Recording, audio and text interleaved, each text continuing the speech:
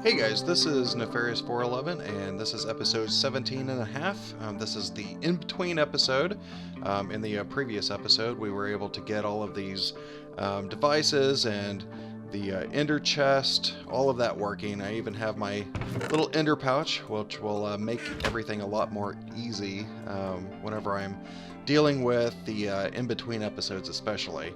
But before I actually get started, I actually want to create with the WRCBE logic mod, the wireless transmitter and receiver, and you'll see exactly why I need that here in a second. I thought I had everything for that. Guess I'm missing some ender pearls. There we go. I only need 2 of these. And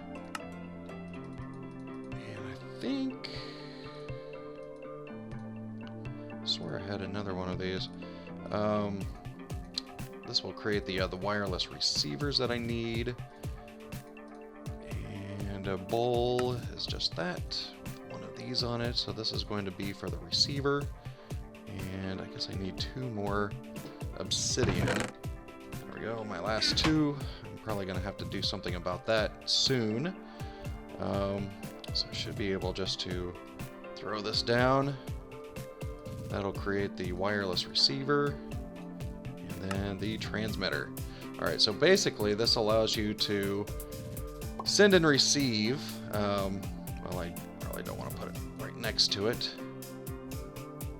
Ooh, that was a weird lag spike.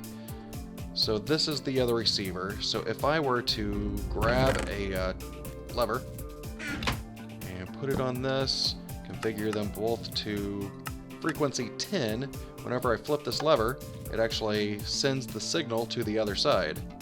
And this is going to be used for my quarry, my Buildcraft quarry. So let me go ahead and run upstairs. And in today's episode, I'm going to do a couple of things. Let me turn on my night vision. I am going to attempt to create like a spiral staircase, at least up to that floor up there. And if I have time, I'll probably try to move this entire staircase over so that it's centered right here, because I want the room to be a little bit symmetrical and balanced. So I want to move everything over, and I think that'll make it look quite a bit bigger and better. So in the upcoming episodes, I am planning to use this room right off the main corridor as a library, but it's going to be a very, very large library. I'll probably need to start a sugarcane farm. That way I can get enough books for bookshelves, but this is going to be where I'm going to do all of my Mistcraft stuff, any of my enchantments, including my auto enchanter and stuff like that. So I do need to carve out this area, and that's why I grabbed my quarry, some lava generators. I even created another ender chest so that it can just pipe directly into that system down there. But what I am thinking, because I don't want to have to babysit the quarry to make sure that it digs down just to about this level, I am going to add a wireless transmitter, maybe on this level right here. Whoa. That was a weird lag. Right there. I'm going to configure it to frequency 10. And I'm going to go ahead and flip that on. And let me go ahead and run upstairs and set up my ender quarry to the dimensions that I want with these land markers. And I will be back as soon as that's done. Alright, I am back and I have everything set up the way I want it. Yeah, I accidentally turned on the quarry, so it has some residual power in it, as you can see. But so what my plan is for this is to go ahead and throw down the wireless transmitter, but I want to configure this conduit, fluid conduit, to be extract only with active signal. Okay, so whenever I place this down and get it to the right frequency, you can see that lava is going into these lava generators, and it's actually extracting now. So no longer am I turning this knob here to auto push the fluids. It's only doing it because the pipe is extracting it with the redstone signal. So if I were to go down in the bottom, basically where I'm wanting it to stop, this will only work if it's not mined out. So now, once the quarry gets down to this point and it mines this, it'll just go into my system as normal. But the nice thing is that it will cut off the power to the redstone or the fluid conduit, and it will no longer put lava in the generators, as you can see, since the signal is off. Eventually these will run out of power, and the quarry will run out of power itself, and it'll actually stop. So that way it won't go down to bedrock. It will actually stop whenever I want it to, which is basically down towards this bottom area. Might have to do a little bit of cleanup afterwards because I don't know how much residual power it's going to have and how far it's going to go down. Hopefully it doesn't go down past this level right here, but I think this will work out pretty well. I think this is within the radius of that quarry. Don't know if it's going to be a large enough room yet. It's really hard to gauge that. I did see that it's building on the outside here, so you can kind of see how large of a room I'm intending to make this library. I might push it out even further this way, because if I look out this side, I am pretty close to the edge of the mountain, and it might be nice to maybe have like a window or something on this side. We'll just have to see, because it's not a very good view if it's down too low. So let me go ahead and let that run, and let's go ahead and start on the speed build.